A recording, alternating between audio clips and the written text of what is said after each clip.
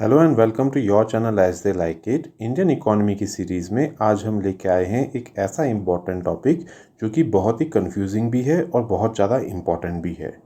और वो टॉपिक है agreement on agriculture of the WTO. क्या आपको पता है कि 60 डब्ल्यूटीओ नेशंस जिसमें कि इंडिया भी इंक्लूडेड है, उन्होंने प्रपोज किया है एक नया मेथड ऑन फूड सब्सिडीज़। क्या है ये फूड सब्सिडीज़ और क्या है एग्रीमेंट ऑन एग्रीकल्चर, जानेंगे कंप्लीट टॉपिक। 60 डब्ल्यूटीओ नेशंस जिसमें G33 अफ्रीकन ग्रुप और ACP यानी कि African Caribbean and Pacific group के नेशंस इंक्लूडेड हैं, इंक्लूडिंग इंडिया। इन्होंने जॉइंट प्रपोजल दिया है to the WTO to reform the methodology on food subsidy calculation. आइए पहले समझते हैं डब्ल्यूटीओ की प्रेजेंट मेथडोलॉजी क्या कहती है। डब्ल्यूटीओ कहता है कि डब्ल्यूटीओ की मेंबर कंट्रीज़ का फूड सब्सिडी बिल जो है वो should not breach the limit of 10% of the value of production.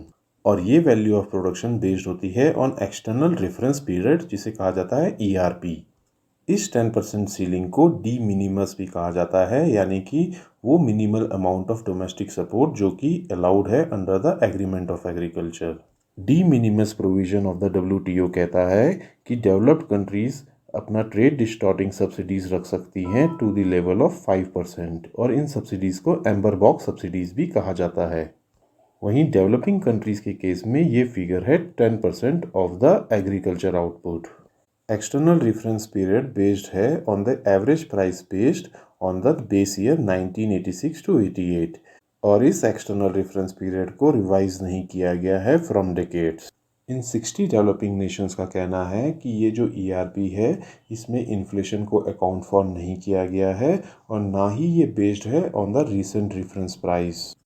क्या न्यू मेथोडोलॉजी प्रपोज की गई है उसको जानने से पहले आइए देखते हैं क्या होता है पीस क्लॉज। बाली मिनिस्ट्रियल मीटिंग में 2013 में पीस क्लॉज मैकेनिज्म एंटर किया गया था। ये एक इंटरिम मेजर है जो टैकल करता है differences between developed and developing Nations on food subsidy.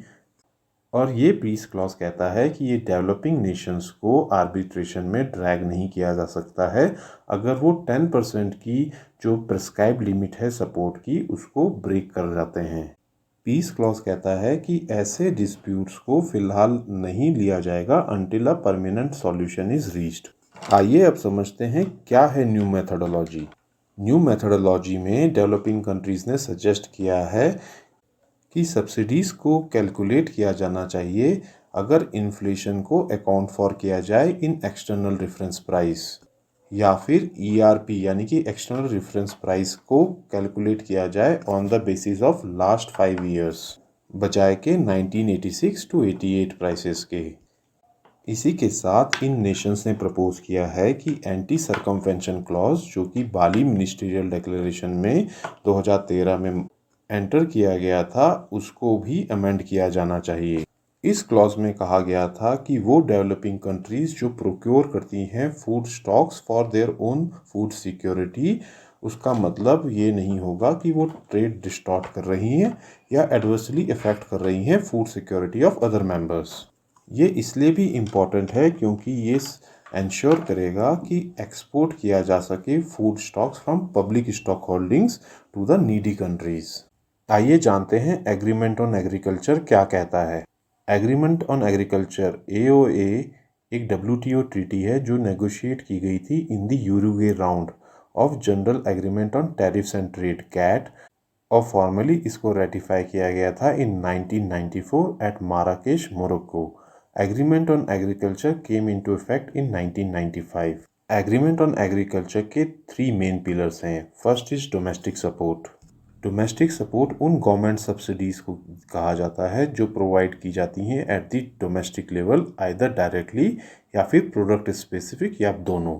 इस प्रोविज़न में WTO का कहना है कि एग्रीगेट मेजर ऑफ सपोर्ट को रिड्यूस किया जाना चाहिए by 20% over a period of 6 years by developed countries, और किया जाना चाहिए 13% over a period of 10 years by the developing countries. Domestic support categories में सब्सिडीज को कैटेगराइज किया गया है 3 टाइप में।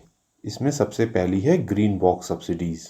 ग्रीन बॉक्स सब्सिडीज उन सब्सिडीज को कहा जाता है जो ट्रेड को डिस्टॉर्ट नहीं करती हैं या उनका मिनिमल डिस्टॉर्शन होता है। ग्रीन बॉक्स सब्सिडीज जनरली किसी स्पेसिफिक प्रोडक्ट के लिए नहीं दी जाती है। WTO ग्रीन बॉक्स सब्सिडीज को अलाउ करता है without any limit. Green box subsidies में आते हैं environmental protection and regional development programmes. Green box subsidies non price supportive होती हैं और इसीलिए एग्जेम्प्टेड होती हैं from the calculation of aggregate market support. Next category है एम्बर बॉक्स। एम्बर बॉक्स में वो सब्सिडीज आती हैं जो डिस्टॉर्ट करती हैं इंटरनेशनल ट्रेड। ये सब्सिडीज अपने कंट्री के प्रोडक्ट्स को चीपर कर देती हैं compare to the similar products in the international market. Amber box subsidies trade distort करती हैं क्योंकि ये एनकरेज करती हैं excessive production. Amber box subsidies में आती हैं subsidies on fertilisers, seeds, electricity, irrigation. Minimum support price भी इसी टाइप की कैटेगरी में आता है। एम्बर बॉक्स सब्सिडीज की लिमिट डेवलप्ड कंट्रीज के लिए 5% of the total agriculture production होती है, वहीं डेवलपिंग कंट्रीज के केस में ये 10% of the total agriculture production है। लास्ट कैटेगरी है blue box subsidies. Blue box subsidies basically वो एम्बर बॉक्स सब्सिडीज हैं जो लिमिट करती हैं प्रोडक्शन को।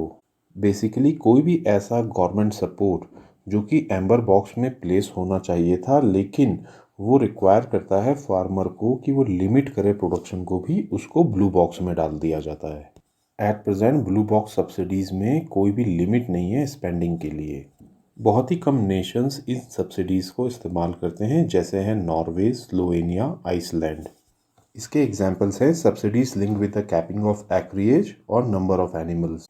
एग्रीमेंट ऑन एग्रीकल्चर का सेकेंड पिलर है मार्केट एक्सेस। ये प्रोविज़न प्रोवाइड करता है access to imported agriculture goods in the member countries. Market access में प्रोविजंस हैं टैरिफिकेशन, टैरिफ रिडक्शन और ट्रेड फैसिलिटेशन इन एग्रीकल्चर के। टैरिफिकेशन उस प्रोसेस को कहा जाता है जिसमें कन्वर्ट किया जाता है all non tariff market production measures को, जैसे कि कोटा, सैनिटरी रिक्वायरमेंट्स, लाइसेंसेस को इनटू टैरिफ इक्विवेलेंट में। वहीं टैरिफ रिडक्शन प्रोविज़न मेंशन करते हैं अमाउंट ऑफ टैरिफ रिडक्शन जो कि कंट्रीज़ को रिक्वायर्ड है करना। ये प्रोविज़न कहता है डेवलप्ड कंट्रीज़ को रिड्यूस करने हैं tariffs by 36% from tarification over a period of 6 years. वहीं डेवलपिंग कंट्रीज़ को ये टैरिफ्स करने हैं reduce by 24% over a period of next 10 years. Next provision is about trade facilitation.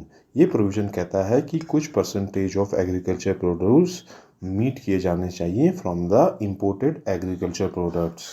Developed countries को 5% at least imported agriculture produce को domestic consumption के लिए allow करना होगा by the year 2000।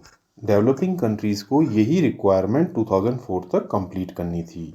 Third pillar है एग्रीमेंट ऑन एग्रीकल्चर का export subsidy. इसमें आती हैं subsidies on inputs of agriculture जो बनाती हैं एक्सपोर्ट्स को चीपर और इंसेंटिव देती हैं एक्सपोर्टर्स को। इन एक्सपोर्ट सब्सिडीज़ की वजह से डंपिंग होती है हाईली सब्सिडाइज्ड प्रोडक्ट्स की इन अदर कंट्री, जो कि डैमेज कर सकती है दूसरी कंट्री का डोमेस्टिक एग्रीकल्चर सेक्टर। आइए यहाँ पे ब्रीफ में देख लें क्या है G33। G33 एक फोरम ऑफ डेवलपिंग कंट्रीज है जो फॉर्म की गई थी during the Cancun ministerial conference of the WTO। इस ग्रुपिंग का एम है प्रोटेक्ट करना the interest of developing countries in agriculture trade negotiations. India भी G33 का पार्ट है। G33 में 47 developing and least developing countries आती हैं। तो दोस्तों ये थी हमारी coverage regarding new negotiations at WTO, जिसमें हमने आपको बताया कि एग्रीमेंट ऑन एग्रीकल्चर क्या होता है और उसके क्या क्या पिलर्स हैं। अगर ये वीडियो आपको समझ आई हो तो हमारे चैनल को लाइक एंड सब्सक्राइब करें। साथ ही इंस्टाग्राम और टेलीग्राम से जुड़ें जहाँ की हम फ्री नोट्स और फ्री PDF देते हैं। Thank you.